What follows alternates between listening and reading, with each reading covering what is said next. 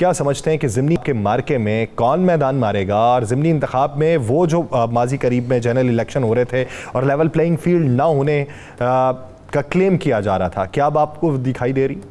बिस्मिल्लाहिर्रहमानिर्रहीम, अस्सलातु वस्सलामु अलैका या सय्यदी या रसूल अल्लाह, अस्सलातु वस्सलामु अलैका या सय्यदी या हबीब अल्लाह।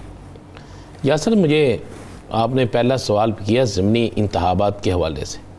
मुझे सिर्फ एक बात सोच के बता दीजिएगा, अगर आपको नागवार ना गुजरे तो, कि क्या हुकूमत ने 8 फरवरी के बाद बिजली के बिलों में कमी की है, पेट्रोल की कीमत में कमी की है, क्या कुछ सब्ज़ी सस्ती हो गई है, क्या चिकन सस्ता हो गया है, क्या इलाज की सहूलतें आम हो गई हैं, क्या मज़दूर के बच्चे को रोज़गार मिल गया है, क्या गरीब का बच्चा तालीम हासिल कर रहा है?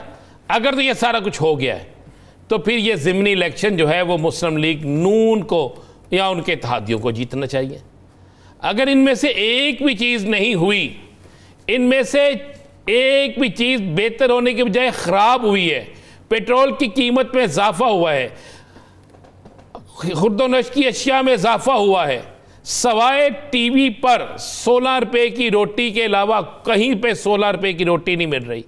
4 रुपये की रोटी सस्ती करके 4 रुपये का पेट्रोल, 8 रुपये का डीजल महंगा कर दिया गया। तो जब आपने बिजली भी महंगी कर दी, हर चीज़ महंगी कर दी, और आप तवक्को ये रखें कि ये बोली बाली अवाम, ये जिनके ज़बान सीने की कोशिश की गई है, जिनकी ज़बान बंद करने की कोशिश की गई है, जिनकी आंखों पे पट्टी बांधने की कोशिश की गई है, और वो आके वोट जो है वो शेर पर या काब पर अपना स्टैंप लगा देगी, तो क्या ये मुमकिन है? भाई 8 फरवरी से पहले आपने जो किया आपने भुगता। अब आपने 8 फरवरी से भी बुरा कर दिया है। आपने बिजली भी महंगी कर दी, पेट्रोल भी महंगा कर दिया, चिकन जो है वो तारीख की बुलंद तरीन सतह पे चला गया। नान भाई जो है वो हड़ताल पे चले गए। जो आपकी मर्जी का ऐलान नहीं करता आप उठाते हैं, उसे जेल में भेज देते हैं।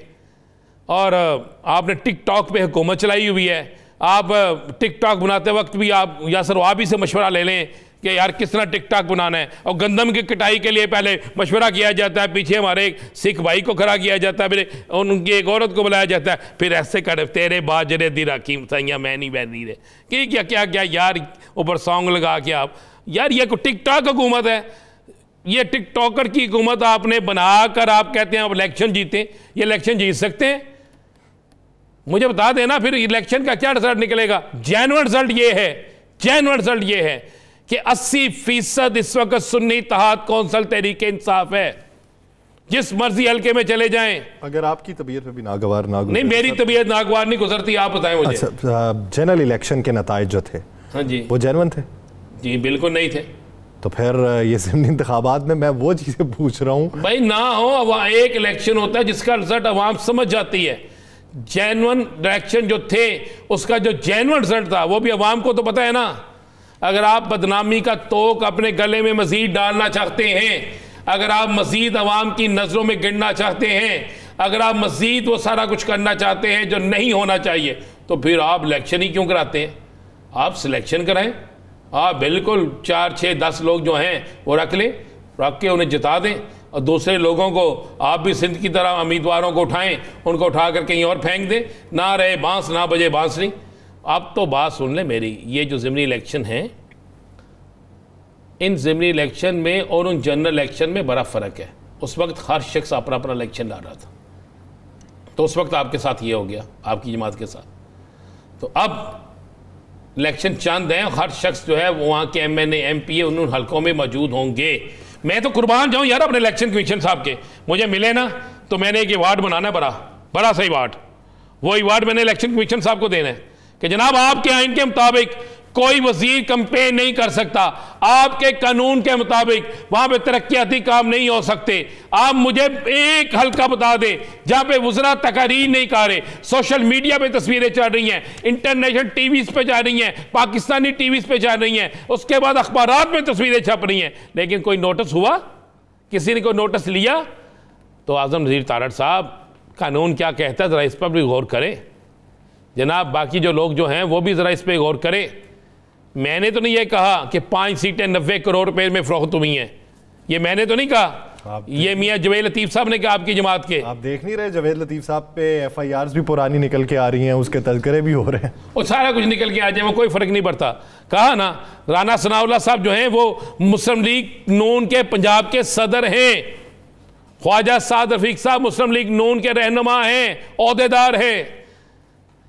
क्या बात कर रहे हैं जनाब, सारे कह रहे हैं, खैर वो शख्स बोल रहा है जो बोलना चाहता है, जिसको पता है क्या हुआ है, तो इसलिए याद ना करें ये आपने अता तारड़ साहब का वो बयान सुना है जो उन्होंने कहा कि राना सनाउल्लाह साहब और जावेद लतीफ़ साहब को पार्टी प्लेटफॉर्म के ऊपर बोलना चाहिए, लेकिन मैं जावेद लतीफ़ साहब की बात को ज़्यादा अहमियत नहीं देता। अच्छा देखिए, मैं वही कह रहा हूँ ना कि वो मैंने सुना है उनका बयान, और मैंने बड़े गौर से सुना है। जब उन्होंने कहा जी कि मैं बिल्कुल मियाँ जवेद लतीफ़ साहब की बात को अहमियत नहीं देता, करें फ़ारग मियाँ जवेद लतीफ़ को पार्टी से, हिम्मत करें ना। आप अहमियत नहीं देते, आपके सरबरा मियाँ नवाज शरीफ साहब उन्हें बुलाते हैं, उनके साथ तस्वीर बनवाते हैं, वो तस्वीर ऑफिशियल जो मुस्लिम लीग नून का पेज है उस पर लगती है, वो तस्वीर चलती है, वो तस्वीर हर तरफ जाती है। वो क्या पैगाम है? अता तारड़ बड़े हैं या मियाँ नवाज शरीफ बड़े हैं पार्टी में? कौन बड़े हैं? मियाँ नवाज शरीफ। तो फिर क्या किसी ने कहा है कि राना सनाउल्लाह जो कह रहा झूठ है? क्या ये लफ्ज़ मियाँ नवाज साहब के मुंह से निकले? क्या मरियम साहिबा के मुंह से निकले? क्या शहबाज शरीफ साहब के मुंह से निकले? क्या हसन इकबाल साहब के मुंह से निकले? आप क्या बात करते हैं? ये घर को आग लग गई घर के चिराग से, ये तो साबित हो गया है, ये तो लड़ाई अब साबित हो गई है। ये तो फैजाबाद कमीशन की जो रिपोर्ट है उसमें कौन किसके खिलाफ था, क्या आपको नजर नहीं आ रहा? पंजाब से आपने चलने दिया और जाके वहां पे आपने कहा बैठ जाओ, साड़ी जान छो, इन्होंने फाड़ो। कौन किसके इस्तीफे का मुतालबा करता रहा? ये तो अब सारी चीजें यार ओपन हो गई हैं। तो यासर साहब, फिर आपको बुरा ना लगे, ना ग्वार ना गुजरे तो एक अर्ज करूं मैं, अपने घर को बचाएं, क्योंकि ये ना हो घर के अंदर ही आग लग जाए। मेरा घर तो पाकिस्तान है सर। ये तो वो भी कहते हैं, लेकिन असल जो घर आप उसको बचाएं। कौन सा घर? चले पाकिस्तान को बचा लें। नहीं, इशारों की ना, चलें पाकिस्तान को बचा लें। अच्छा, जो हमारा आपका घर है ना पाकिस्तान, इसी को बचा लें, इसको बचा लें उन तमाम लोगों से जो पाकिस्तान में शर्मसंदी चाहते हैं, जो पाकिस्तान को लूटना चाहते हैं, जो पाकिस्तान के जरे खोखली कर रहे हैं, जो पाकिस्तान में इक़्तिदार के नाम पर अपना ज़ाती कारोबार कर रहे हैं, जो पाकिस्तान में सियासत के नाम पर, चाहे अपोजिशन हो या जो भी हो, एक नया खलवार पैदा कर रहे हैं, जो पाकिस्तान में सिर्फ कमाने के लिए आते हैं। और ये जब इस गाड़ी से पेट्रोल ख़त्म हो जाता है, जब इसके टायर पंचर हो जाते हैं, जब इंजन बैठ जाता है, तो फिर इस गाड़ी से उतर कर किसी इंपोर्टेड गाड़ी में बैठकर चले जाते हैं। फिर ये कौम अपने खून पसीने से नए टायर लगाती है, नया इंजन लगाती है, नई ट्यूनिंग करवाती है, और जब गाड़ी तैयार करती हैं तो फिर आप जैसे मेरे जैसे लोग आ जाते हैं और आकर फिर इस पर बैठना शुरू कर देते हैं। फिर वो कहते हैं अब तो हक हमारा है। ये ना होने दे, खुदा का वास्ता यार। एक तो मेहरबानी करें टिकटॉक की हुकूमत ख़त्म कर। अच्छा, दूसरा फिर याद आ गया मुझे भूल जाता है। आप तो बड़ा फिरे होंगे, 800 रुपये वाला सूट मिला कहीं से? नहीं, बहुत तगोदो की है, बहुत जान मारी है, नहीं मिला।